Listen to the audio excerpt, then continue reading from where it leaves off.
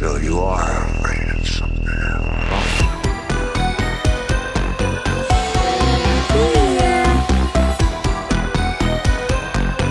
all go a little mad sometimes. You don't know what death is.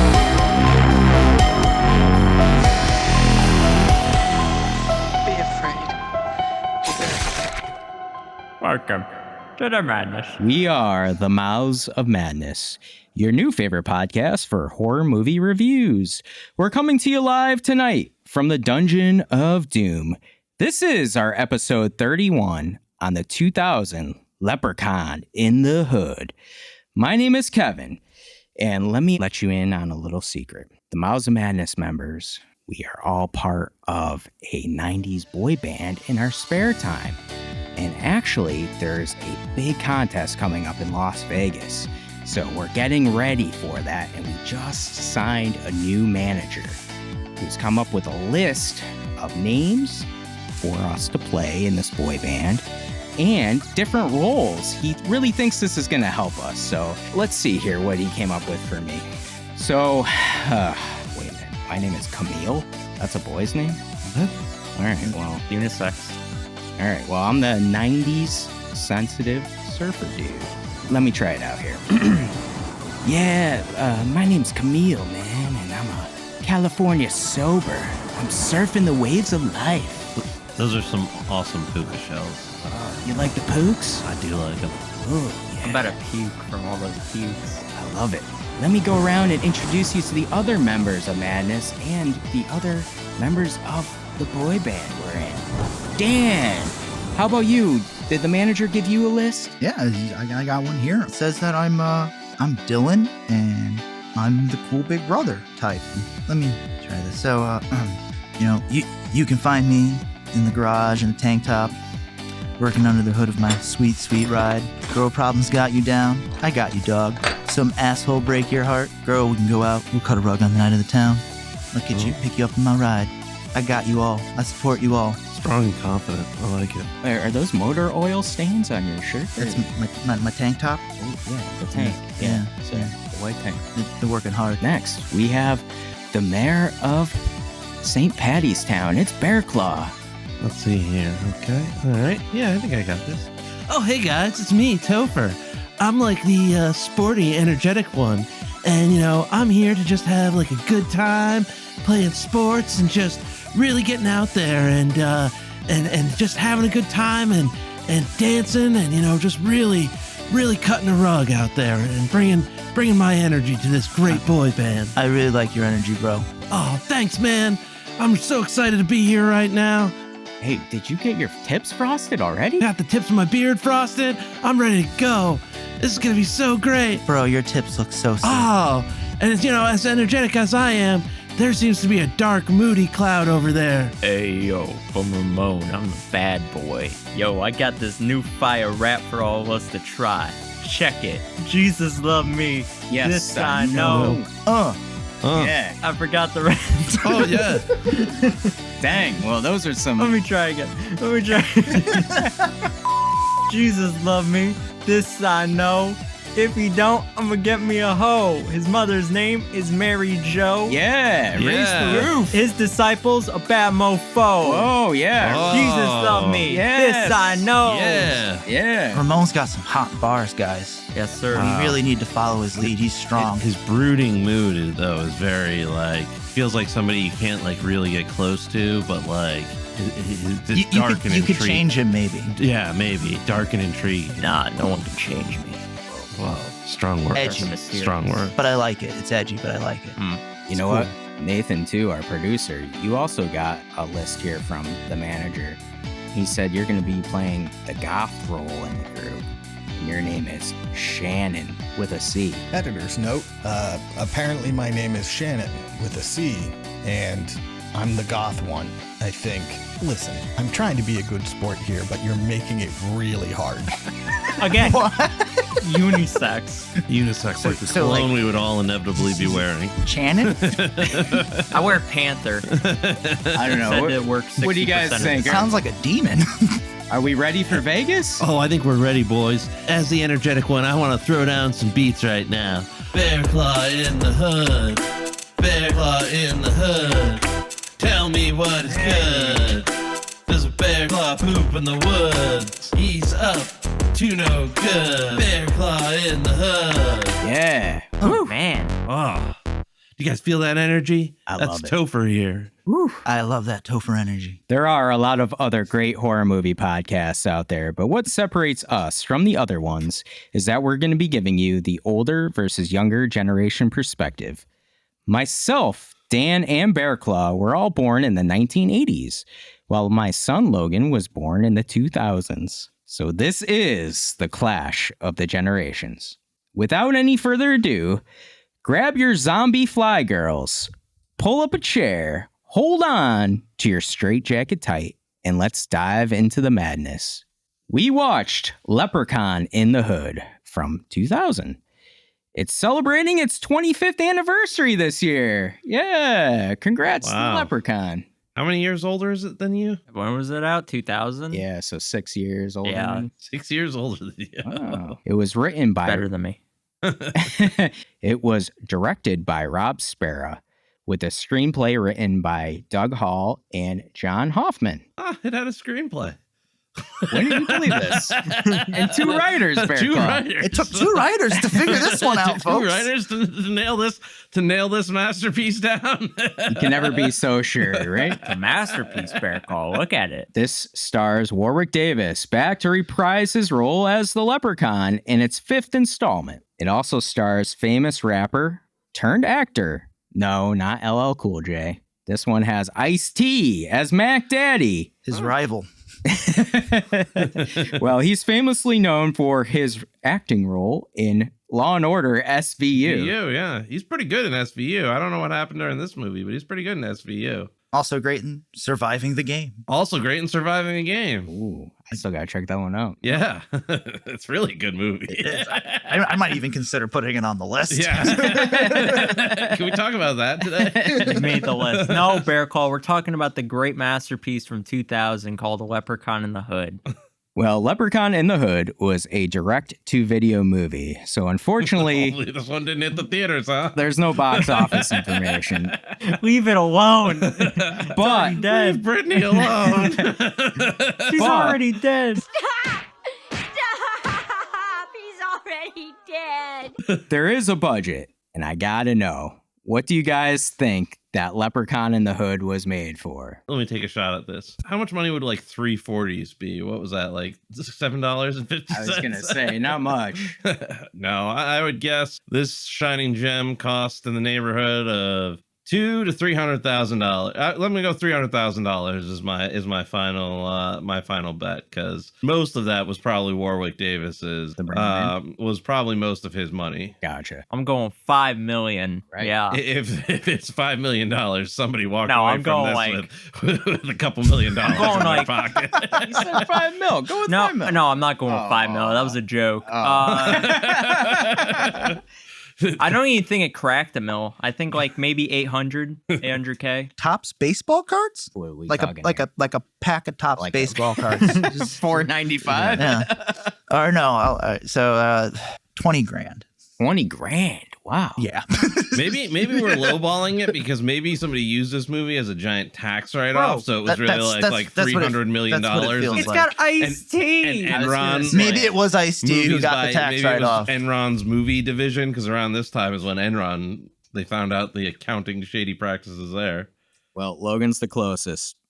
Leprechaun in the Hood was made for an estimated budget of $1.4 million. What Wow. the hell? Where'd they save all that money? What'd they do with the other 1.3 million? Oh my I love God. It was Ice-T. It was all for his. Currently on Rotten Tomatoes, Leprechaun in the Hood has a 33% critic score and a 31% audience score. Surprisingly high. Now, the first Leprechaun movie, which we covered last year, has a 35% critic score and a 33% audience score. So Makes this movie look like The Godfather, or makes the original Leprechaun look like The Godfather.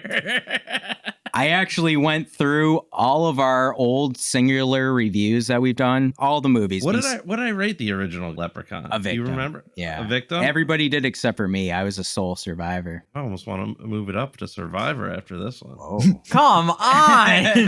Retroactively. Retroactive. Leprechaun's a killer.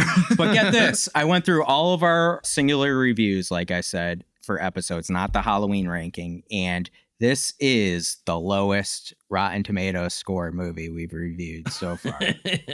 I wonder why. Probably because Blood nobody Beat saw is it. disqualified. Yeah, Blood Beat's disqualified. Yeah, the ones that have Rotten Tomatoes Yeah. This scores. didn't even get a Rotten Tomatoes score. It was that bad. How did Better Watch Out get a better score? Yeah, than it's this loved shit? by critics. Better What watch the out. hell? Yeah, it is. Ugh, stupid critics. Let's give you our overall thoughts on Leprechaun in the Hood. Dan, start us off. You know how the first one was like a bad but fun movie? It had some creative kills, slapstick comedy, that cartoon campiness that we all love here. Mm-hmm. This one is so woefully under budget that they resort to off-camera kills.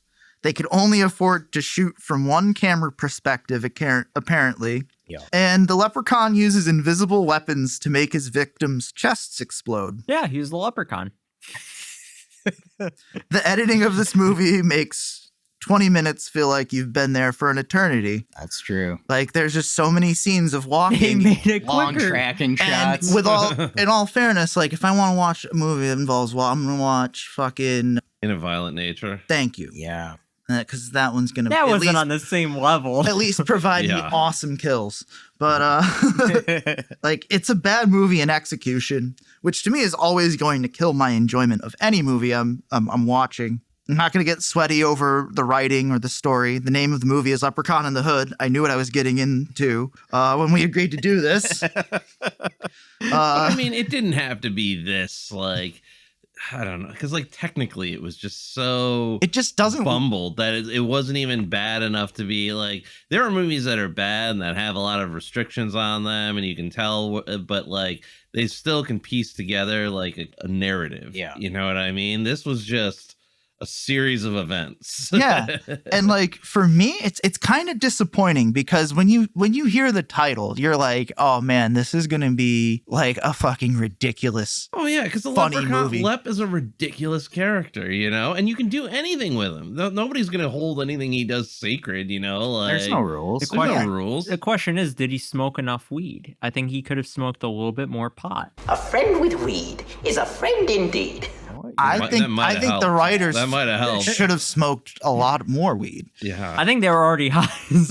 But like, to me, like, it's underwhelming. It doesn't live up to its expectations. It needed more leprechaun antics, more effects, more camp, alongside like the cringe-inducing humor. Like that, I would say, like, it's not my favorite kind of humor, but it's like, there's something at least to work with on it. I don't know. I think there's some funny parts to it. That's really all my overall thoughts on it. Is just I found myself very underwhelmed and kind of disappointed. Yeah, that makes sense. Bearclaw, how about you? I loved it. No. My heart jumped there for a minute, Bearclaw. You broke my heart. Like I said, I don't want to get too sweaty over this movie. I mean, I just want to give a shout out to Warwick Davis. What a professional mercenary. He got paid to do a role. He showed up. He did the best that he could under dire situations. So, you know, I give him a lot of credit. You know, I mean, I'm not quite sure what was worse, the acting or the rapping or the humor was just bad. There's not a lot of meat on this bone. I mean, most of the actors' careers didn't survive this one. This was a killer in what it did to people's careers, I guess. was too good. Ice-T and Warwick Davis managed to survive, but many of them did not. The lead actor there, what was it? Postman P. Postmaster P, Fartmaster General there. He managed to go on to an illustrious career as Dr. Andre Maddox on General Hospital. Oh, wow. He also was Ensign Travis Mayweather on Star Trek Enterprise. Wow, I didn't know. So, did you guys, any Trekkies here? Anybody see Nah, that? no. No, I've never seen it either. No, he made it out.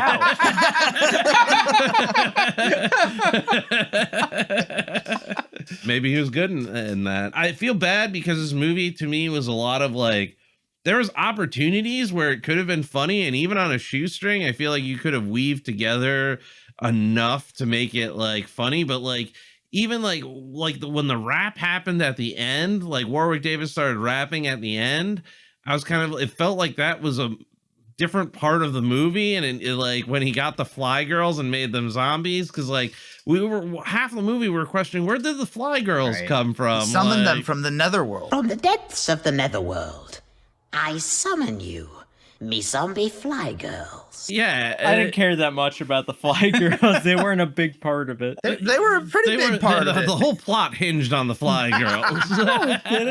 They were his like minions. They did his bidding. Yeah. They got him host. Yeah, well, you know, they were pros. Don't besmirch. what they were. Don't besmirch. Don't bring down the good name of the fly girls.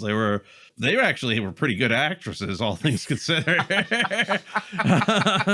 In this, the bar isn't too high. In this, the bar is you're jumping over a low bar. Like this movie slowed down time for me, which was good. I guess because from one scene to the next, I wasn't even quite sure what was happening, how they got from point A to point B. Like they just ended up in that transgender girl's apartment, and I had to rewind the movie to catch the one line of like, well, where are we gonna go for tonight? And nobody really figured that out, or I was just trying to figure out like what happened, why are they here, what's going on, how did we get here? But the friends we made along the way, not how we got there. I won't take up too much time with this. I think anybody who watches this movie, this stuff is all pretty self-evident too, but I want to hear from somebody who loves this movie, and that's why I'm gonna hand it off right to Logan. I'm ready to be wowed. I'm ready to bring this thing, to see this thing in a whole new light. Fucking burn it down, man. I think you guys are a bunch of hypocrites. Oh, wow. That's what it's starting off like. Throwing that hot fire. I like it. I like it. Give it to me. First Give it of both all, barrels, Logan. First of all, it sounds like question the character of the detractors and not the substance of what they're saying. I get it. Yeah. No. What in the straight shit was that? No, Logan. Ramon doesn't listen to. I want to people. I want both barrels here. Come on, give it to me. What am I, Donkey Kong? It's a roast. Okay, so first of all, we're being a little negative about the story here, okay? There is a story, you just have to follow it. And yeah, there's some points where it gets a little off the tracks, but it catches itself. See, all it's about is three guys just trying to make it. It's not easy in the hood. Like, it's not easy to make it out of there. Yeah. It's not easy. And they're trying to easy. win. They're trying to win a music contest in Las Vegas. They're trying to make it. That's such a simple, like, premise, like, to go off of, like, just... I wasn't a single shot in Las Vegas. They didn't have that money, bro. And it's in the hood, not in Vegas. Not in Vegas. They had to make. They didn't have enough stuff. They didn't have like the people around. How were they supposed to get to Vegas? I was unclear on that because they seem to keep wanting to play. That's unimportant. you're going. You're going above and beyond. Like, did they have to win at that nightclub first to qualify for Vegas? And then this record producer shows up. Barry Grady, Vice President of A&R for Dope Discs Productions. The biggest hip-hop label in history. Right. What was this? It's a little foggy there, yeah. Okay, so let me get back to what I was saying. I'm sorry. I didn't mean to interrupt the thrashing you were giving me. Okay. Bearclaw, I'm gonna put you back in the dirt, back where you were buried. Go another 2 years down there. Okay, so the story revolves around. If you could wrap the story, I think we'd all appreciate it. Spit those bars.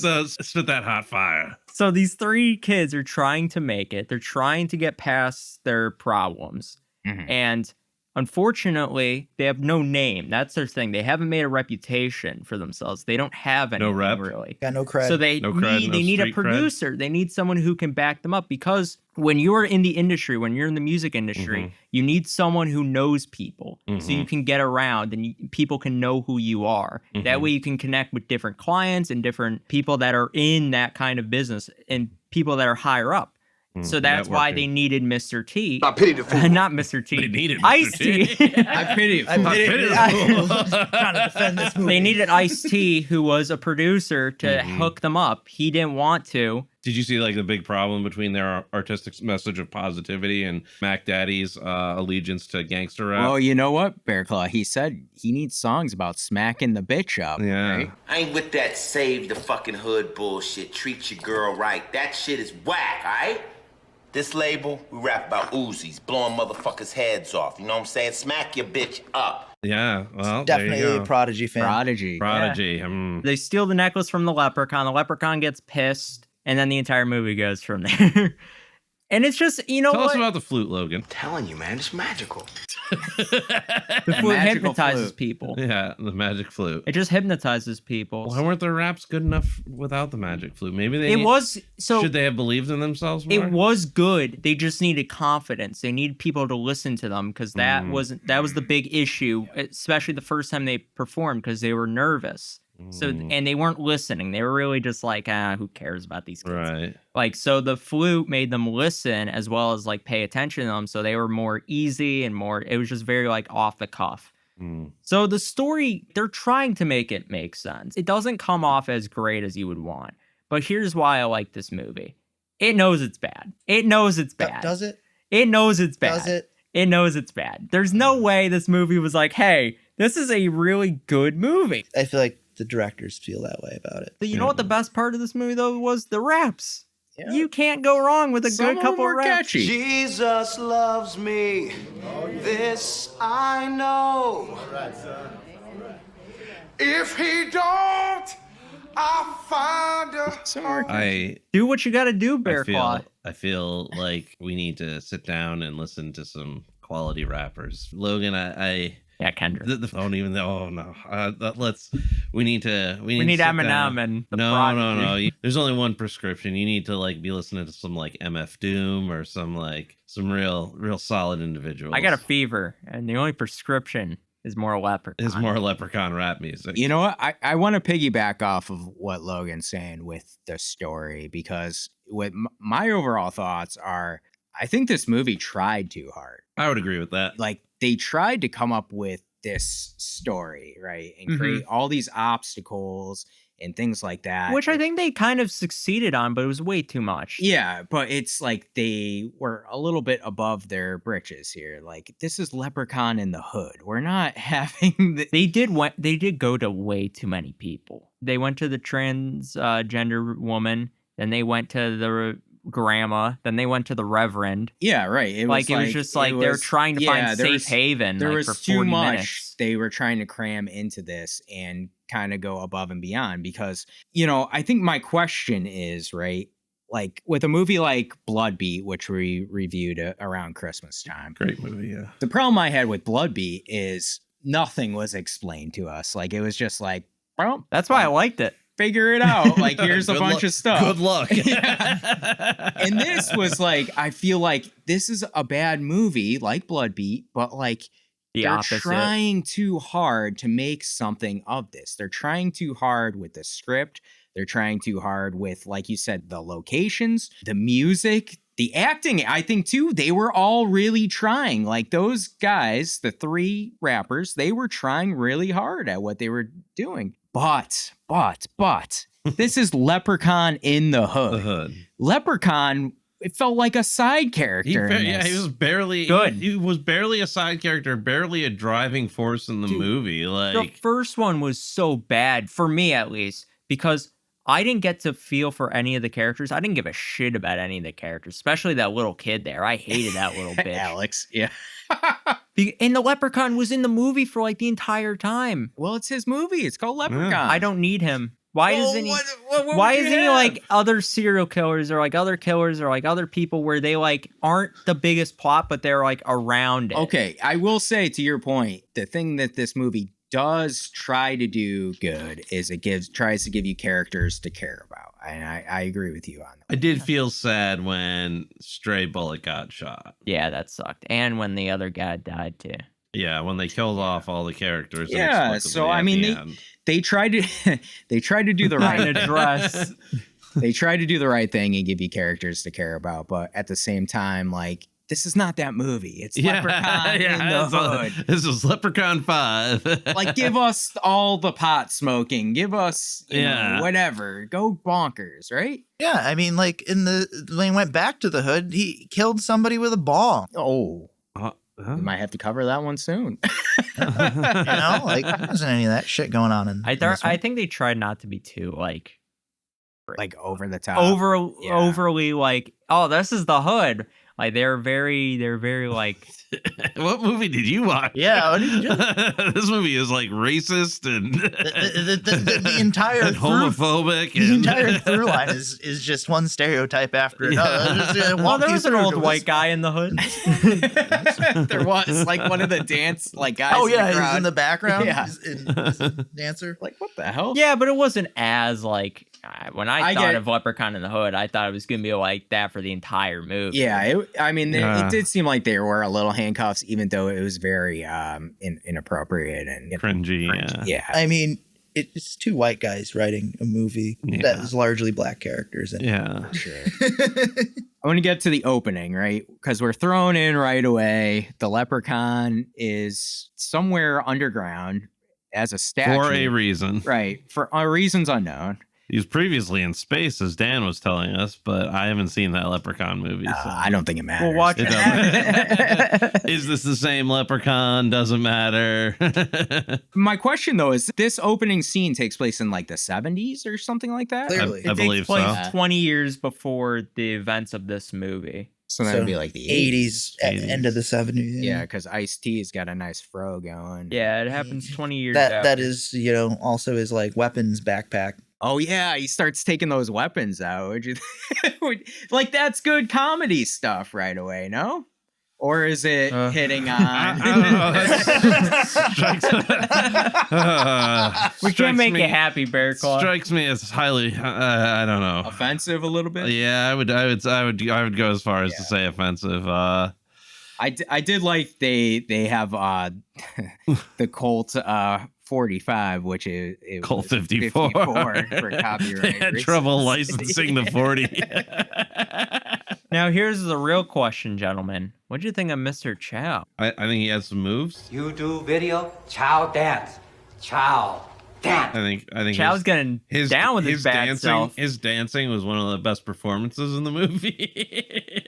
That was the other thing too, is they introduced these side characters like Mr. Chow. I like that. Jackie D. That. They introduced a lot of characters. Like too much. Again, like too it was much. like it kind of reminded me of Spider-Man a little bit. You remember like the first couple minutes of like Spider-Man Homecoming where he's like at the deli and stuff and he's talking to like these people like in around like that daily life. Yeah, like thing. that shows like they have people that they go to. Like there was the guy they were trying to sell the guitar to at first, Jackie the D. Jimi Hendrix thing. That was pretty good. Your Uncle Junior used to play with Jimmy. At Psychedelapalooza in 1971. That's Jimmy's guitar. Hey.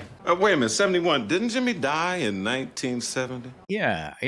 He was he played with Jimi Hendrix. I mean, I guess it is trying to show you like the daily life and all these characters they interact with and stuff. Yeah, they had a lot of what were they trying like to buy from him? Sound equipment? Well, yeah, so then flash forward from the 80s scene and we get to the group here with Postmaster P, Stray Bullet, and Butch. They're rapping for that promoter, I guess, in a little club. I think it's a promoter. I think it's a promoter. In the Marriott, yeah, because they couldn't afford us.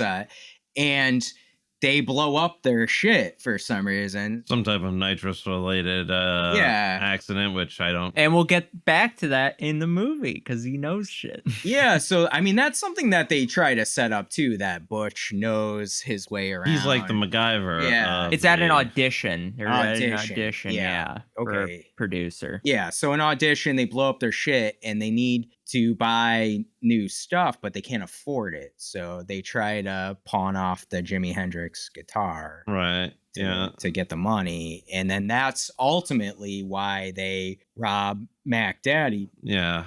Because they need the money. Mm-hmm. You know, it's a hip hop thing. Ain't nothing but a hip hop thing. Yeah. Like Stray Bullet says. Yeah, it is. So so they got to go get the gold and stuff.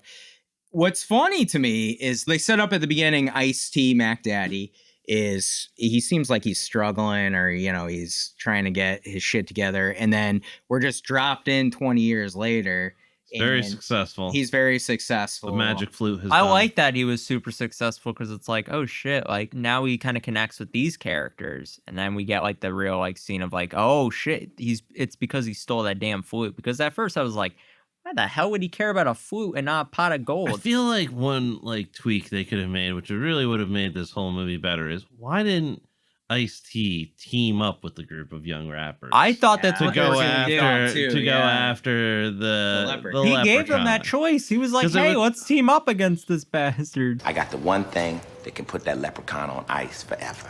So what you gonna do, tough guy? You gonna try to kill me, or we gonna work together and kill this motherfucker? Like, let's just put him on stone. Yeah, but he gave him the choice like in the 11th hour, and he still didn't take it for some reason. But I mean, I think this movie would have been awesome if it was Ice-T, Like these working young together. rappers all trying to thwart the leprechaun and making the leprechaun like part of the movie. Yeah, right. I mean, because that gets back to what I was saying. The Leprechaun isn't in this. He's movie not a like he's lot. not really part. He's like a thing that happens occasionally, and Just like Michael Myers. well, yeah, but Michael Myers is very much the Halloween focus 5. of the movie. They're scared, but they're just as scared of Mac Daddy as they are of the Leprechaun. Right. I think they're scared of getting killed. Like, that's really But- what the big fear is. That gets to my point too. What I mentioned is they're building up too many obstacles and things. Like it's all over the place. There is no central focus. Like Yeah. they should be running away from the Leprechaun, like you said, and they should have got together with Mac Daddy, joined together. How do we figure this out? The hood should have Yeah. outright rejected the leprechaun out of the hood. Yeah. Yes. The problem is, I don't think they thought of that. That's the problem. I think they were scared. I don't think they thought of that. When No, writing the Leprechaun writers, movie. the- Yeah, the- that's evidence. The characters, I don't think they thought of that ahead of time because they're like, this guy's trying to kill us. Why would he want to team up with us? And also, we stole his shit, so he's probably mad. And they at also us. don't like seem scared of the Leprechaun. At least No. not until they're confronting him head on. They're always more afraid of Mac Daddy because there's that scene where Mac Daddy shows up. So He first, had a gun. Postmaster P thinks he shot and killed Mac Daddy. Yeah. And all of a sudden, Mac Daddy's back at his apartment looking for his flute. It covered his coin covered the bullet. His magic coin. Oh yeah, the magic coin. I know. I was like, what the fuck? Well, Yeah. yeah. So I mean, they're afraid of Mac Daddy. That's really their biggest fear. The Leprechaun's just like he's playing a side character in this shit. Or maybe the Leprechaun should have teamed up with them, or maybe the Leprechaun should have teamed up with Mac Daddy. I thought when Mac Daddy and the Leprechaun were sharing a J that they were going to be in the bathroom. you got to get your gold back. I just want the magic flute. And then like maybe the Leprechaun like last minute screws over Ice-T, but until a certain point they're like working together. Like that would have been cool too. That would have been good. The leprechaun also didn't seem too Worried about his gold. His gold. No. He was worried about that flute though. Let me tell you. Yeah, they just introduced this flute shit out. Yeah, is that flute big in space or no? Well, he got his gold back from the people that they pawned over the money for. Oh yeah, because he did. Yeah. He did kill the pawn guy, yeah. Yeah. Well, he didn't.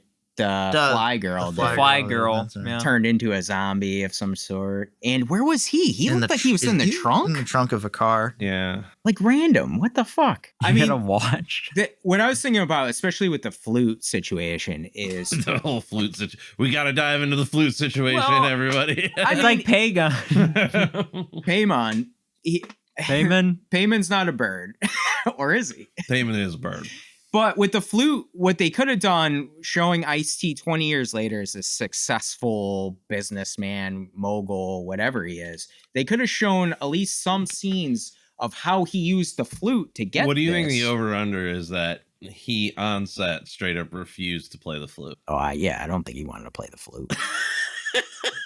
Postmaster P played a good is couple. like, Ice-T, we got to show you playing the flute. I'm not playing that fucking little flute, man.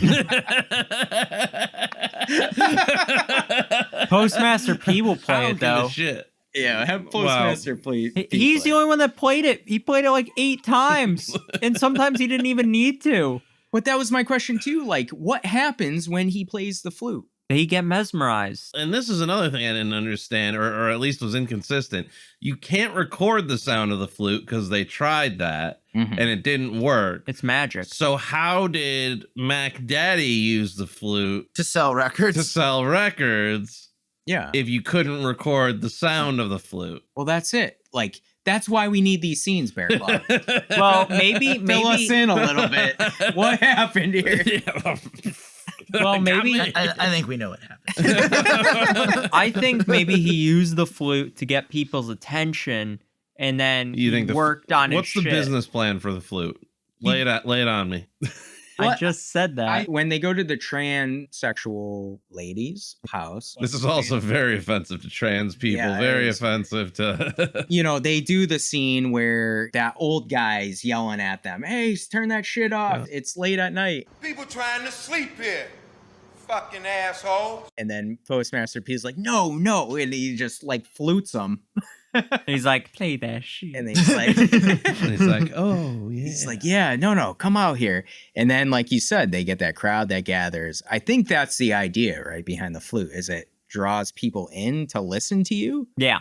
I don't think the thing is like we're into it as like we're just like it's kind of like we've already hit that wall, and me and my dad are just like over here like it's good, and you guys are just like nah we're good, like we've already seen enough, it's bad. So like anything we really say is No. going to make Logan, I am having a blasty going toe to toe with you on this. I just want you to know this is like the highlight of my. We're at a fight here. We're at fight night. Me and Bearclaw. I know Bearclaw v Logan. No, because I think you got some joy out of this movie, and I'm jealous. That's what it comes down to. I'm jealous. This was a rough watch for me, guys. I gotta be real honest with you. It was it feels like, you know what I like about this? It feels 2000s. I like 2000s. I like early 2000s movies. And you know what? I'm a stickler for like the Fast and Furious movies. So like that just brings me back. Yeah, like we it can be feels family on that front, Logan. We Yes, like sir. the Fast and Furious. It just movies. feels like the first Fast and Furious. Let's get to a couple big scenes from this we got to talk about, because Bearclaw had touched on it earlier. The flute. So there is a whole scene, right, that they cut out of the middle of this movie where the leprechaun is in the club. Is there like a director's cut of this somewhere? Well, this is what happens. And what I think happens, maybe I'm wrong. They take the whole scene at the end of the movie of the leprechaun rapping in the hood. Lep in the hood, come to do no good. Lep in the hood, come to do no good. Yeah. From the middle of the movie, and they stick it at the end of the movie for some ungodly reason. Because he needed a credit scene. I didn't even notice that. Yeah, no, I kind of thought of something like the same, because like, where did the Fly Girls come from? The Fly Girls get introduced when he's in the safe. In the safe, but he uses one of them before, but you don't know where she came from. Well, you saw them earlier when Leprechaun first heard the flute being played. Yeah, he was at a booth, right? With at a the bunch nightclub. with the Fly yeah, Girls there was around like him. one shot of him at a booth that was like randomly stuck in there, and I remember thinking to myself, "Wait, what happened? Why are we seeing him in the booth?" What I think happened is that whole scene at the end where Leprechaun he starts putting them under his control, and they carry him, and he starts singing Leprechaun in the Hood song. That was in the middle. That must have happened right after he came out of the bathroom and smoked the bartender with the green lightning. Oh, okay. Yeah. So I think that scene happens, right? And then, because then you get them all under his leprechaun spell. Okay. And then you get the scene, like Logan said, of the whistle blowing and the leprechaun's hearing it, and he's at the booth with the zombie Fly Girls. But for some reason, they took that whole scene out and they stuck it at the end of the movie. Yeah, because he needed a credit scene.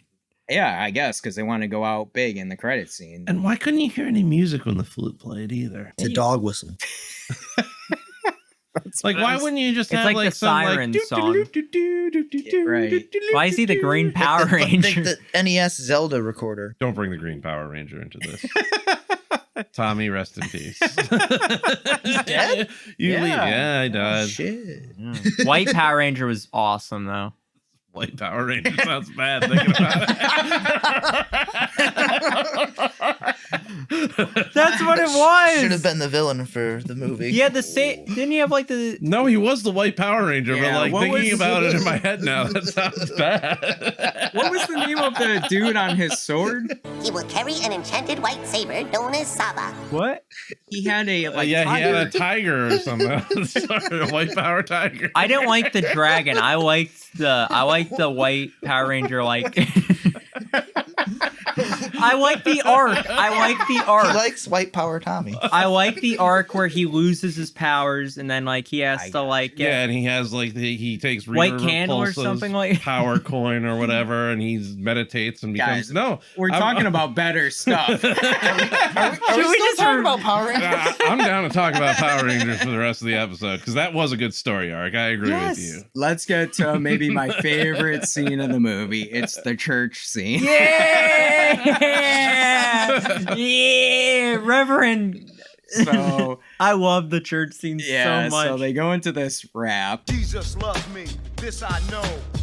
If you don't, I find a hole. right? For the well, first they're there at the church. They're sleeping. Yeah, for a place to sleep. And he's like, yo, you can't stay here. Like, Yeah. unless. I heard you guys have some kind of. Well, I like how he phrased it. He was being very condescending. He's like, I heard you have some kind of singing. Like, you have some kind of musical ability. talent. Now, I know you boys are musically inclined, and I suspect you might be available for one song. Yeah, musical talent. And they're like, oh, okay. And they go like, oh, yeah, we're going to have these guys come in. He's like, oh, yo, is that cool? Yeah, so they. Yeah, Coolio shows up in this movie long enough to like collect his check and then leaves.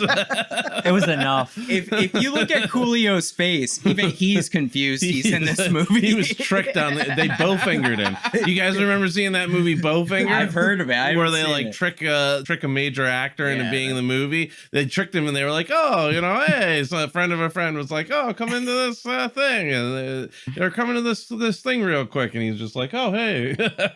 Was that Coolio? Is that Coolio? Is that Coolio? It's Coolio, yo. I mean, to me, this would have solved the whole thing, right? This would have solved all their problems. Coolio walks in, who at that point was, a multi-million-dollar artist, I would think. Or... He was big at this time. He didn't want to come for any more time. That was it. Well, but here's my point. He's obviously playing himself in this movie because they know it's Coolio. They say, oh, Coolio's in the church.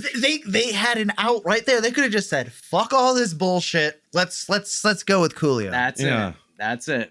That was the out. Yeah, but they needed the flute because Coolio didn't give a shit about them until they heard the flute. Well, maybe Coolio was like, man, this song ain't that good. That song really wasn't that good. He was dancing to it. He was vibing. If you're with gonna it. have a movie about rap, you should probably have somebody who can rap, right? Like, am I wrong here? They had people who could rap. The guy. Oh yeah, Straight Bullet is yeah. a rapper. Yeah, he did. Straight Bullet's an actual rapper. I gotta ask you, gentlemen, what's your favorite rap in the movie? Do what you gotta do. Gotta do what you gotta do. Do what you gotta do. I gotta be honest with you, Warwick Davis's rap at the end is probably my favorite. Do what you gotta do. I'm looking up Straight Bullets. I mean, I love the discography Jesus right now. Loves Me. I've been quoting that like endlessly. I don't for, know like, if the he last has a couple days. discography, but when I looked up the soundtrack to Leprechaun in the Hood, he is like co-writer on a bunch of the what songs. you gotta do. So I don't know if he actually He probably like, has a his credit own. on the Warwick Davis rap. I guarantee you he wrote the lyrics. My favorite rap is Hit the Ground Running. Hit the ground. Hit the ground. Run. Hit the ground. Hit the ground. Run. I thought that was actually, to That me, was the second time they went into that yeah, diner. I thought it was place. good. And actually, I gotta say, like, it seemed like their raps were getting better on purpose as they were going along. Because they got more confident. Right. But they also changed their style. They weren't singing anymore about a positive message. They They started that with the Jesus shit. Like, that was like, they were like, give me a hoe. His disciples were bad. Where they were going with that. I don't know. I was thinking too, like, it seemed like they were setting up things in this movie or trying to do it again with, the raps not being good at the beginning and then setting up as they go, like the raps being better, like you said, getting confidence. Yeah. I also thought they were setting up the scene of the trans woman with the leprechaun. And then so later on when they cross dress as women, then the leprechaun. Clearly the only path they could have taken. That was it. Yep. What? That's it. Yeah, they'd get into his personal chamber so he could get. Well, ahead. that's what I thought is like they had set this up on purpose earlier in the movie so he wouldn't question like the Lep needed a beach. like these He was young Mark and hanging with Mr. Cooper for 2 episodes. Hanging with Mr. Cooper. That was one of my favorites. That was a good one. His only soundtrack credit is Leprechaun 5, Leprechaun in the Hood. So that was it. I gotta say, the only part of this movie I do not like is when they do cross dress and they go down there, because there's this uncomfortable, really uncomfortable scene where he's like, "Give me some head." Like They say in the hood, you're never down unless you've the courage to go downtown. yeah, he's like, "Go downtown." Oh, the leprechaun you're saying. Yeah, and it was Yeah. just like, oh my god, dude. He said I was so something about glad he Billy or passed out. something. Oh, yeah. That was bad. I don't know. I think it tried. I did like the scene, which I thought was really the only tension scene in the movie, where the leprechaun forced Stray Bullet. Yeah, to that was point like the gun only. at- that was. I did feel something during that. I was so 'cause mad. It was just like, well, I was kind of like, why? You know, he's killed everybody else for stealing his stuff, but he's just gonna turn around and walk away.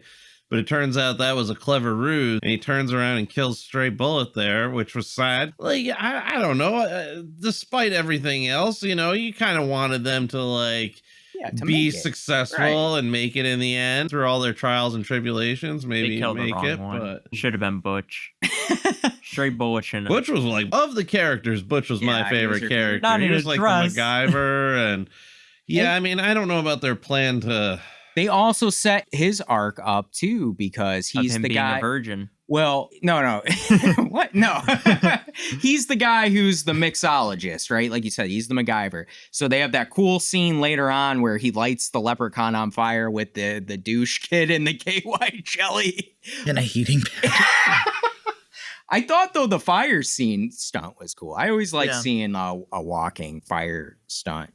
But then they set up, too, later on where he does the joint laced with clover as well. So it's like they're trying so hard to make stuff work. But it's not landing for me. I don't know. Speaking of not landing, let's get to the ending.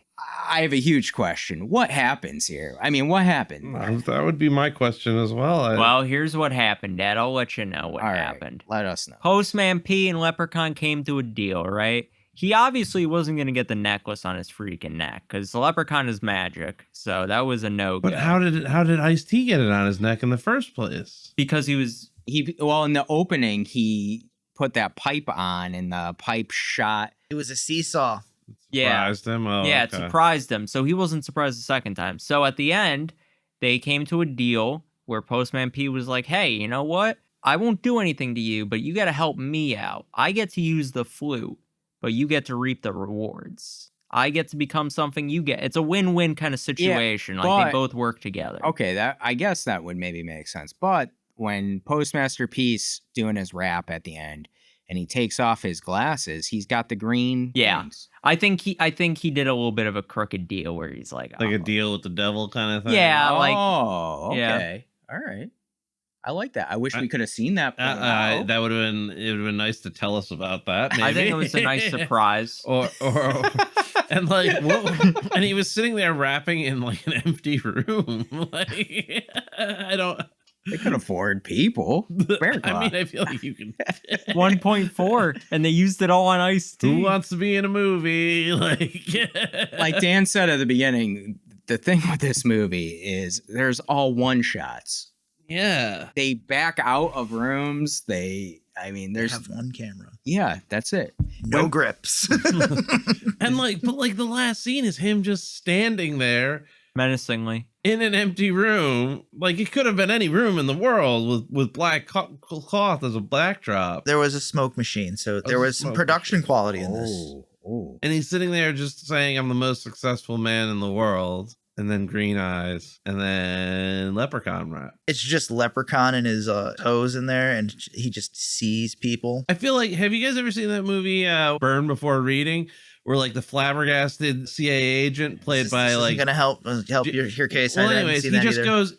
There's a ridiculous series of events, and he's like, "Well, what did we learn?" And it's nothing. We didn't learn anything. Okay, well, yeah. I mean, what did we learn? This is a big gulp. So This feels like a Twilight Zone episode. It does feel like, you're right. You're 100% right. It does feel like a Twilight Zone episode. But unfortunately, it's an hour and a half long. Well, it's a movie. Look, I think you guys started with this movie 1 foot out the door already. I got to be honest with you. I was 1 foot in the door. I wanted to see some wacky leprechaun. He didn't ride a tricycle in this movie. No pogo stick. No pogo stick. It's been 5 no Power movies. Wheels car. You know what? He's advanced. He's Listen, evolved. What I'm hearing from you guys, I feel vindicated because I rated the original Leprechaun Yeah, I was about to Survivor. say, you guys gave it a victim. Right. So what do you guys? You're coming to Citizen that. Kane or Leprechaun. What is Citizen Kane compared to this? I love it. I feel vindicated. That's all. Are we gonna have to make a new tier for our movies? I don't even think it's gonna reach victim for you guys. Let's get into Conspiracy Corner. Who has a conspiracy? I do. Why doesn't anybody like this movie? It's got to be conspiracy. Everyone's rooting against. Conspiring against you. This is like a Truman Show situation. My conspiracy is Coolio actually lost out to the role of Mac Daddy to Ice-T. Whoa! I want to believe that's so bad. Dang. Oh, that's true. That is true. I can see that. I could see that. And there was hard feelings about it, but he still wanted to be in the movie. Yeah. Coolio, I bet you, is like, I think I have heard this. He's a big horror fan. He so was. like, R.I.P. So like he definitely was like, I want to do this, and then Ice-T was like, nah, I'm gonna do it. You know, I had a couple of them. This movie was made to embezzle money from Enron because Enron collapsed around this time. I thought that might be a good one. The original script of this movie was lost in the Y2K disaster, so they had to kind of put some pieces together in the last minute. Come on, man. This movie may have started the war on terror. This might have started the reign of terror back in France. There's something fundamentally wrong here with this, and I'm going to be investigating to figure out why. We need to know, like, was Super Sleuth Bearclaw. Super Sleuth Bearclaw, because there's just something's off. Like, why would they edit it? And why'd it go right to video? And I don't know. Something's amiss. Something's amiss. It's time for hot takes. The only hot take I really have is kind of what I mentioned, that I think they tried too hard to make a very competent movie when they should have focused on a simple story. And it jumbles this up. It creates way too many conflicts that don't need to be in there. And it makes this what I think is not really even a Leprechaun movie, to be honest with you. It doesn't feel like a Leprechaun movie. You could put any other bastard in the Leprechaun shoes. But it's not. It's the Leprechaun, and that's why it's so good. So I have a hot take as well. Mine is they should have done the Lep in the Hood music video and then shopped it around to movie studios to see if they could get more funding and resources to get a better quality of production. But, I mean, no amount of money could possibly improve the wordsmithing and mastery of this script. I mean, you know what? I like I like that idea, though. Like, they should have, I don't know. Unless like, they were you know just what I happy mean? Like, with... that music video could have been enough of like a pitch. Yeah, right. Like an elevator pitch to a bigger fish to get more money, and they could have done more with this. Yeah, I agree. Any other hot takes? Yeah, this movie's really good, and I think everyone else who doesn't like it is a liar. Listen, if we get to the final rating segment and you give this a victim... No, I know what this is. Everyone else will know what it is. I'm not going to trick you guys out. This is actually a pretty good movie. Well, we're on to our Hall of Slain.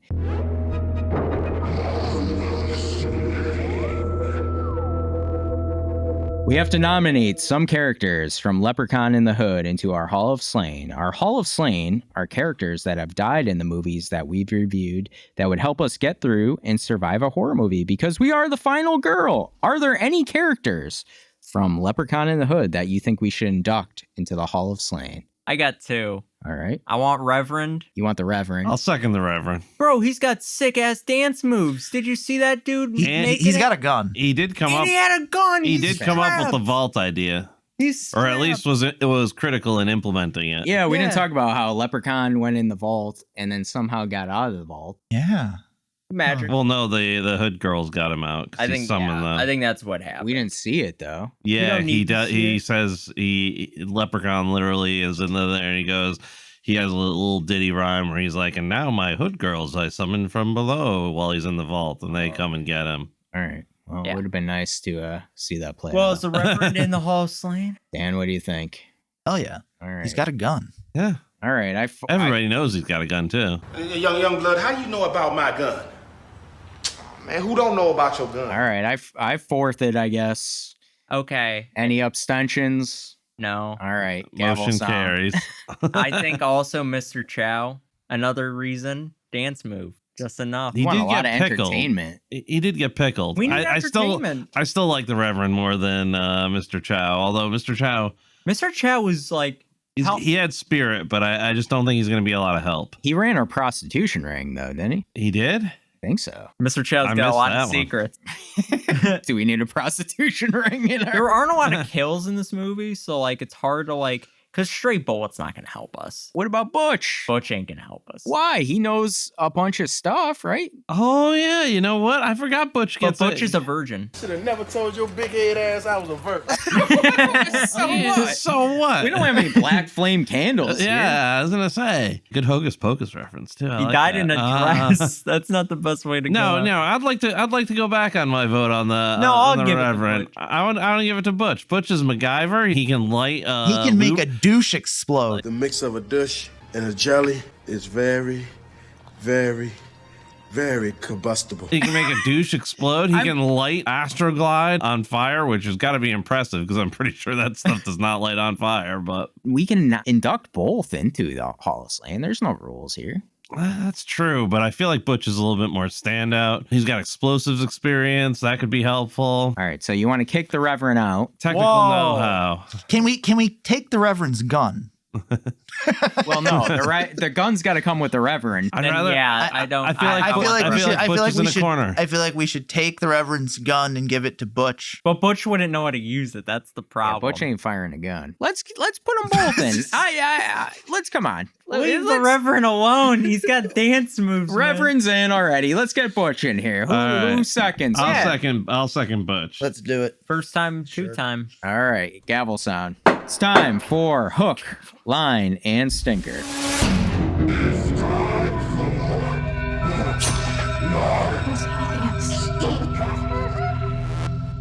Our hook is our favorite kill of the movie. Our line is our favorite line or quote in the movie. And our stinker is something funny, awful, or weird that happens that makes the movie either better or worse. For me, my hook is Leprechaun electrocutes the I guess he's the bar manager there. He uses his like Sith lightning to Listen, I'm a fan of the blue lightning from the 80s, and I like how they take that concept and they say, it's green lightning. I love how the bar manager goes, ugly motherfucker. And then Leprechaun goes, what's rap? And then the bar manager's like, I'm going to wrap this over here. You kind of remind me of Childs from, not his character in The Thing, but in They Live. Oh, and They Live. Okay. You dirty motherfucker. Yeah, that was Frank, that's his name. That's what I was trying to think of. My line is from A Stray Bullet, and it's also said by Postmaster P later on. And he said, Ain't nothing but a hip-hop thing. Business in the hood. I really thought that was kind of a cool line. Like, it got them amped up to do what they had to do. See what I did there? My stinker is, I feel bad for the porn stars that had to be in this movie as the zombie fly girls. Porn star. You know, these poor ladies. They didn't need that. They're okay. I will say, I'm going to put in a little bit of trivia here. Chloe Hunter, who plays one of the zombie fly girls, is famous because her not for those reasons. Not for those reasons. Her stomach is featured on the poster for American Beauty. Oh, okay. Interesting. Yeah. Cool. Little weird information there for you. Cool. All right, Dan, how about you? Sadly, I don't have any hooks, but man, oh man, do I got lines for days. Ooh, give it to us. First one, Butch. Nothing to dress, Post. You're gonna be okay, man. Is the pussy in heaven, Post? I'm dead. Do you have the gift of healing, Reverend? Oh, yes, my child. Indeed, I do. But my specialty is the gift of tongues. Oh, yes, my child, indeed I do. But my specialty, my child, is the gift of tongues. Oh. From the depths of the netherworld, I summon you, me zombie fly girls. And lastly, I didn't come to play with fruit. I only seek me magic fruit. Yeah, that was a good one. That was an honorary mention from me. Stinker, and it's a good stinker. Post's dream of his grandma feeding the leprechaun. This scene to me. Yeah, that was actually a pretty good scene. This scene to me captures the true spirit of the Leprechaun movies. Yeah. It's funny. There's gore gag, the juxtaposition of the wholesome sweet lady and the vile little bastard scene, sharing a scene together. The humming, and then bang, little eyeball. Dude, 100%. I see it now. I was thinking when I watched it, this feels like better. It feels like the Leprechaun. And you, yeah. What do you got, Bearclaw? So my hook would be, I guess, when there's a hole through the Reverend at one point. When he shoved his hand through. Yep. If I had to choose a hook from Slim Pickings, that would be it. I have two lines. First one is the Leprechaun. Unhand me gold, you thieving hoods. You got more loot than Tiger Woods. That was a very Leprechaun-esque line. And then Butch, what the fuck is that? Stray bullet. Oh no, tuck your crack. Shoot that motherfucker. Shoot that motherfucker. Yeah, that was also another honorary mention of mine. That was also a good one. And then my stinker is barely any leprechaun, no shoes, tricycle, or children's car. Oh, I know. No shoes. No shoes. His limericks were back in this pretty full on. I mean, his limericks. And he didn't get more evil looking over time. Like, that was cool in the first movie, I thought. Also, this movie was racist, transphobic, cringy humor. A lot of stuff I'm glad. Any words that end with is. Yeah, it's really a lot of stuff I'm glad we left in 2000. So yeah, it was a different time. Sure. All right, Logan, how about you? My hook is Mac Daddy's death. Really cool shit. Line, I have 3. One was already said. Look at these glittering goods. I've got more loot than Tiger Woods. The Reverend, this is the Lord's house. We ain't afraid of yo ass. And one of the lines that I thought was the funniest was, who do you think he was talking to? And my stinker, the rap when the neighbor was like, turn that shit off, like, stop rapping out there. That was my stinker. I was like, oh my God, that rap was so bad, man. That was the only rap where I was like, oh, they were shit. Any honorable mentions? I have some more lines. Hey, you, listen to me. You don't want to fuck with me, okay? I hope you had sex last night, because I'm going to come over there and cut off your dick. Then I'm going to feed it to my pit. Then I'm going to burn the shit when it comes out of my goddamn dog's ass. You hear me? Don't fuck with me, bitch. Don't fuck with me, bitch. Dang. Ice-T, profound words. Dang. Sit down, my healthy filly. You're about to meet a club named Billy. Ew. That's what Logan was talking about. I was like, that's when I was like, I mean, Leprechaun looked good throughout this movie. I will say that. Not enough for I'm gonna like, oh, I hated that scene. That's another scene. Yo, Mr. Leprechaun, I got you some fresh hoe meat and some special wheat. I had an honorable mention of, Yo, that's Coolio. Yo, that's Coolio. Yeah, that was a good line. And I'm surprised nobody mentioned the line about when he's in the bathroom with Ice-T. A friend with weed is a friend indeed. A friend with weed is a friend indeed. And then what's he say? Like a friend... I don't know. Who gives a shit? Let's get to the ranking. Dang, man. I've already had enough. No one supports my liking of this movie. I love it so much. Would you have been surprised if everybody was like, holy shit, this was gold? Yeah, because I know Bearclaw. Bearclaw doesn't like a lot of movies. A friend with weed is a friend indeed, but a friend with gold is the best, I'm told. Ooh. Straight bars. I love it. Well, let's get to our final rating. They're gonna rate the movie. What will they rate the movie? The killer is great, the victim sucks, the survivor is in between. What was that?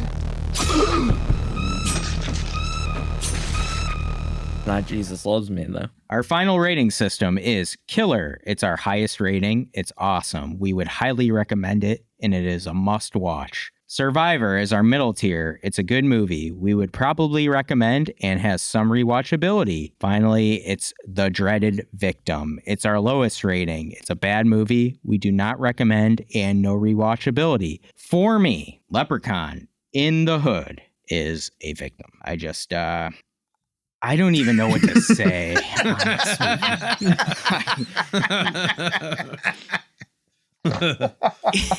Logan had said it that, breaking my I'm just heart. gonna fart into the microphone for a minute. Logan said it earlier with like 1 foot out of this movie, and I agree with Bearclaw. I had 1 foot in. I was all gung ho to see this movie. We had talked so much about this movie beforehand, making references. I mean, if it was going to be wacky, nonsensical fun, it would have been what I was hoping for. This isn't scary movie. It just felt like it was trying to do too much, and at the end of the day, I think, like Dan said, I was just underwhelmed and disappointed. I think so.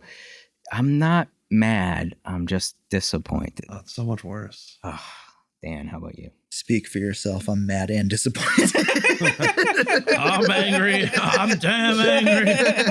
And I'm not going to take it anymore. Network vibes. I have to give this one a victim too.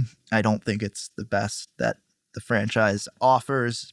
It's got some over-the-top moments to it, but it's not as fun for me as the other movies in the series. We get 85 minutes of main characters going from one stereotype about the Hood to the next before we finally get that sweet Leprechaun rap at the end. For me, the penultimate Leprechaun movie in the series is Leprechaun 3. I highly recommend people check that one out over this low-budget, creatively dull mess. Bearclaw. This movie is obviously a victim for me. Here's what it boils down to for me. I felt like this movie was 3.5 hours long. Yes. And when a movie feels, it has a 90-minute runtime and feels like 3.5 hours, it's got to go back to the drawing board. I don't recommend this movie for anybody. I don't think you're going to get anything from watching it. I didn't even find it that entertaining. The humor is, I don't know, offensive in a lot of ways, I feel. And I don't know. There's just not a whole lot of value to it. Logan, save this movie from going with the 2 Terrifier movies we reviewed. Yeah, it's a killer.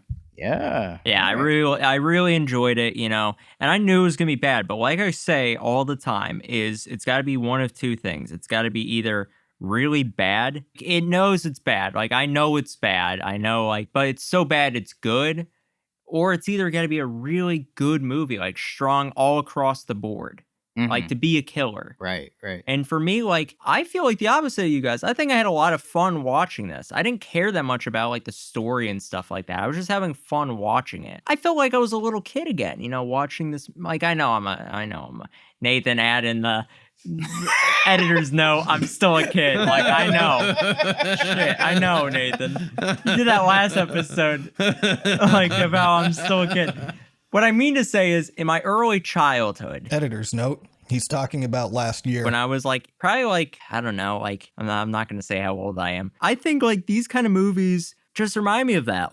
Kind of the fun movies. Again, I feel very Fast and Furious vibes with the characters. Not the Leprechaun and stuff, but Postmaster P and Stray Bullet, Butch. Those kind of characters I kind of connect with because that's the stupid shit I used to love, these random characters that were just getting into fun and hijinks. It's very Scooby-Doo-esque with a little bit of Hood elements. Right. It felt very fun. I was very entertained. I gained a lot of respect for Logan for sticking by this movie, I think he should enjoyed be it. celebrated. We've all got that one thing that we stand by that, Mine's Halloween 6. It is sometimes it's a guilty pleasure. Very indefensible. So I give you a lot of credit for a guilty pleasure. By, Thank you, Bearclaw. Standing by your... We're all family.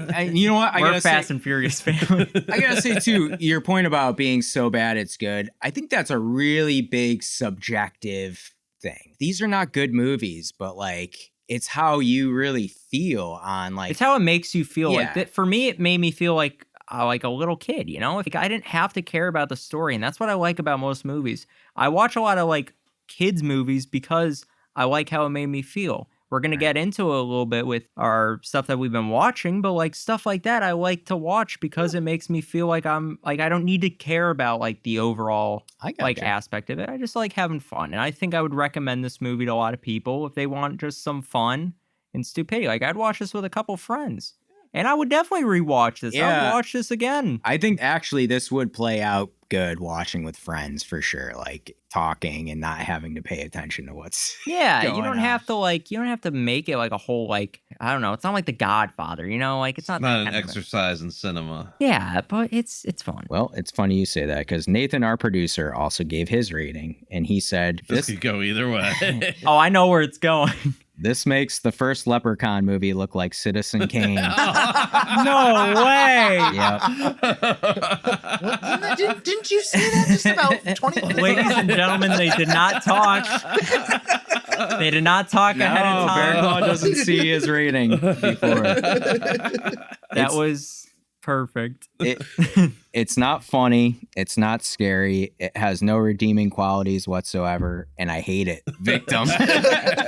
I hate it. Now, Nathan, add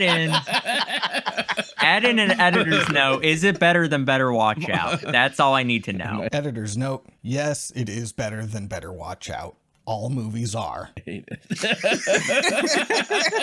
Just need to know. Because that's still the worst movie I think we've ever watched. Ugh. That's subjective too.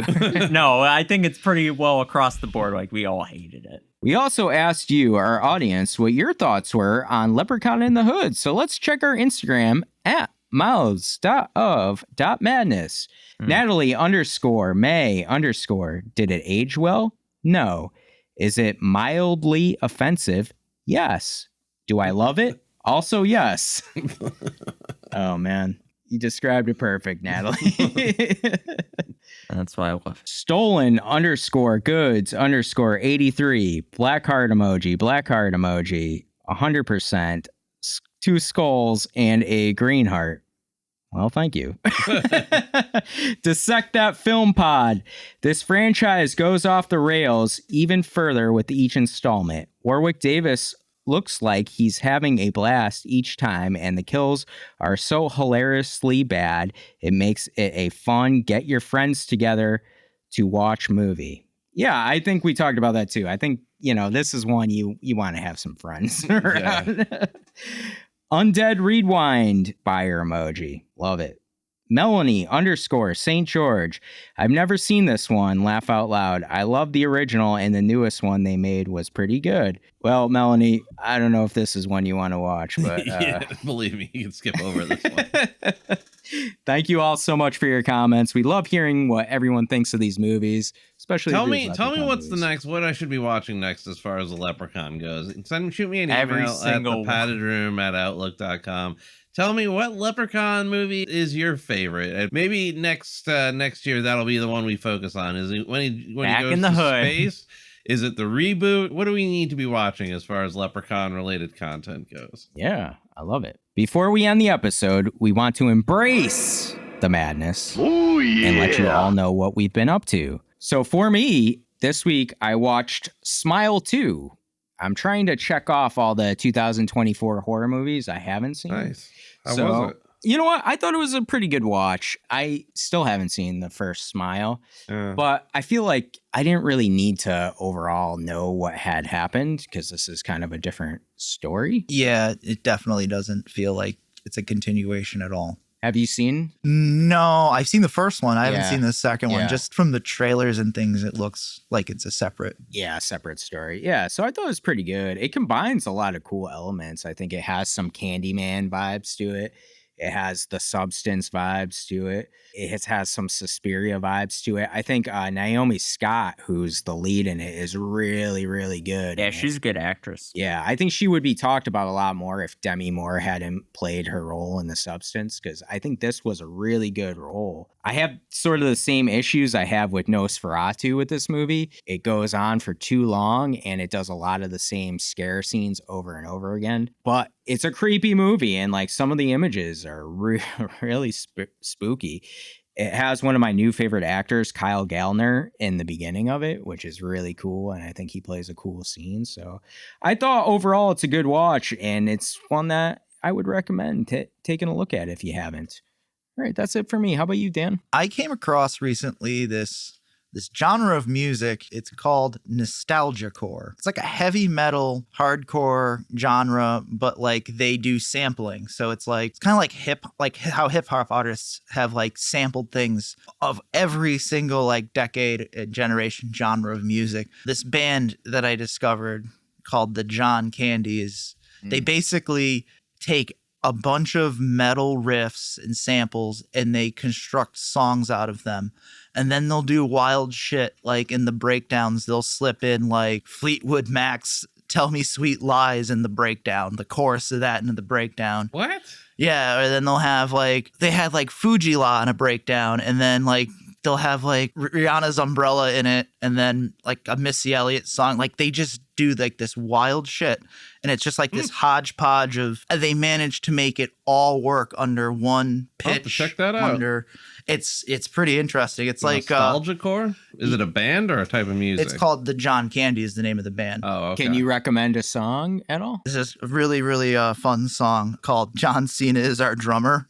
And there's a YouTube video online. It's an AI music video, and it's AI John Cena in it. Oh, very cool. It's very strange, but that's the one that has the Fuji La sample in it, and I think it's pretty cool. Awesome. Nathan, could you put a little bit of that in as I look up?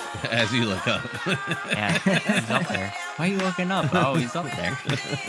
That's my content consumed. Okay, I've got kind of three things. Two of them are kind of one thing, but the first thing is this did inspire me to want to listen to good rap music. So, nice. What do you listen to, Bearclaw? I've been reading the biography and listening to the discography all the way from the start to the end of MF Doom, one of the more influential rappers of the early 2000s on the New York hip hop scene. I would highly recommend. Very influential artist. He's kind of known as a rapper's rapper. I don't claim to be a scholar in these kind of things, but a new biography just came out of his, and it's really well written and well worth the read.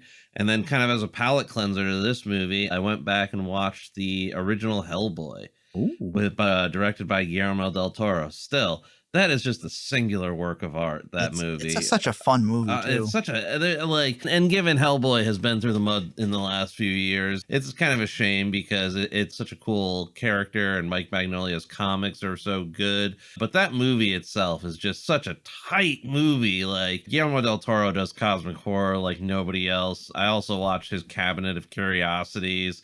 I mean, every one of those is gold. I don't know if you've had a chance on Netflix. If you haven't, definitely watch it. Cabinet of Curiosities. I am a fangirl for Guillermo del Toro. So, is he directing a new Frankenstein movie coming out? I've heard that. I've heard he's got a couple of projects coming out. That would be in line with his appearance in Death Stranding, which is also I'm also a Hideo Kojima fangirl. So. Yeah, I am too. So, but I'm very excited. Death Stranding 2 is coming out, and Death Stranding is kind of a horror video game. It's from an angle, I guess. But yeah, that's what I'm up to. Logan, what are you watching? So that Frankenstein movie is directed by Maggie Gyllenhaal. Editor's note, what Logan is talking about is Bride of Frankenstein, which is also coming out this year. A lot of Frankenstein this year. Oh, yeah, it's directed by Maggie Gyllenhaal because Jake Gyllenhaal is going to be in the movie. Oh. Yeah. I thought I saw Guillermo del Toro associated with it. He is, but she is directing it. Oh, okay. All right. Christian Bale's also going to be in the movie, as well as the woman from Ozark we were just talking about. Yeah. Yeah. Julia Garner? Yeah. Yeah. She's a big actress right now. So I watched 2 new animated movies that are pretty big right now because Peacock's got this big thing going on because of the Oscars as we're recording this going on right now. So I watched 2 of the movies that were listed there. There's a couple other movies I got to see. There's like Conclave and The Brutalist are 2 of my like big ones I want to see. Oh, Conclave's a real good movie. Brutalist is one I've been trying to see for so long and I'm like waiting. But I'm waiting for it to be on like streaming. So I watched The Wild Robot, which is an animated movie. It's got Pedro Pascal, Ving Rhames. It's got Bill Nighy. Catherine O'Hara is in it. So it's got a pretty big cast of characters in it. That was a great movie. Again, just like a nice, lighthearted animated movie. I love it. You know, just like something that like DreamWorks, man, I don't know. It's just like they just know how to do it. Every kind of like DreamWorks movie always does very well. Mm-hmm. And then there was this also like really good one that my friend recommended I go watch, which was Flow, which is also really good. I think that's one like everyone should watch, even if they aren't like into like animated movies as much. Like I think that movie is just awesome. I think that was like one of the like the most underrated movies of last year. Tried to watch Jujutsu Kaisen. I couldn't. Like all anime, man. I can't keep my eyes open. Yeah, I desperately try to keep my eyes open, and then like 10 minutes in, because it's usually late at night, and I'm just like, oh, I'm gonna give this a shot, and then. Hey, here's my thing though. Look, Jujutsu Kaisen, first season, incredible. Second season, wasn't into it as much.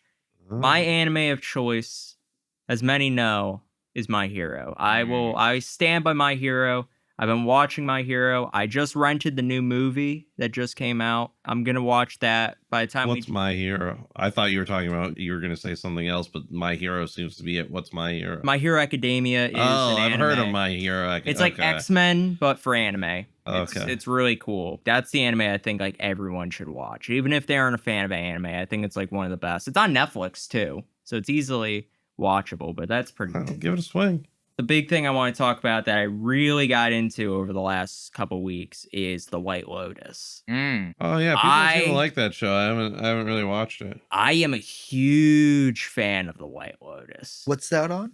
That is on Max. I am a huge fan of it because first season was really good. Second season, Third season, like back to the first season. Like it's like it like Does the third season have your friend there, Audrey Plaza, in it? No, that's the second season. Oh, okay. I didn't like her in that season, but that's one of his girls. The thing is, no one in this season like I find attractive because they're all like real assholes. Like everybody's not a good person, which is why I like it, because it makes me want to watch it. Like, because I don't like to root for anybody in the White Lotus. That's the point of the White Lotus, is you're not supposed to root for them. They're all supposed to be but kind of it's like kind Succession, where everybody's the bad guy. It's kind of like a horror like show. It really is, because it's like a psychological murder involved in it. Yep, there's murder, there's deception, there's like secrets that are written like in the hotel. Like it's very like well crafted. It's very good. I definitely recommend everyone go watch The White Lotus. It's not everyone's cup of tea. There is a lot of like sex and stuff, but like Game of Thrones had sex, and everyone loves Game of Thrones. Everyone loves sex. Yeah, everyone loves sex, you know. But I think it's really good. I definitely recommend everyone go watch that. I thought the big thing you were going to talk about that you watched was John Cena turning heel. Shut up. Wrestling fans are in mourning.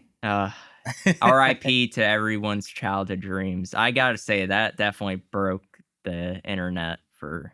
Wait, what? There's a movie, John Cena turned a heel? No, okay. No, so in wrestling, John Cena turned heel, like his character, for the first time in like 20 years. He's a heel now. He's teaming up with The Rock. Yeah. So it's big news for the wrestling world. Okay. So he's a bad guy now? He's a bad guy. Yep. Not John Cena. He's like Hogan in NWO. They're trying to make it like akin to like when Hulk Hogan turned bad guy in the 90s. When he joined the NWO. Yeah. New World Order. For life. If you haven't already, please subscribe to the Mouths of Madness on your favorite audio platform and YouTube. If you've enjoyed your descent into madness, we really would appreciate it if you would rate us 5 stars and leave us a review. You can find us on Instagram at mouths.of.madness. We have a great YouTube channel where we have an exclusive video podcast called Straight Jacket Talk. Go check it out now at Mouths of Madness. Finally, we have our email address. Write to Bearclaw at thepaddedroom@outlook.com and let him know how you would trap the Leprechaun. Yeah, let me know whether Bank Vault seems to be pretty popular. There's a couple other methodologies that I think well seem to have been the most effective, but let me know. That does it for our review on Leprechaun in the Hood. We'll be back soon for another episode, and we're going to be reviewing Bearclaw's pick, Death Becomes Her.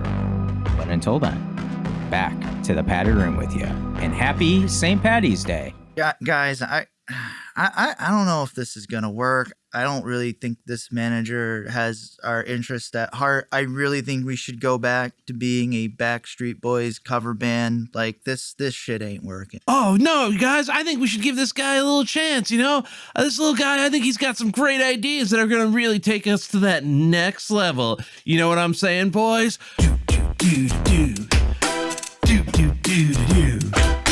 Bearclaw in the hood. Bearclaw in the hood. Uh-huh. Tell me what is good. Okay. The Bearclaw poop in the woods.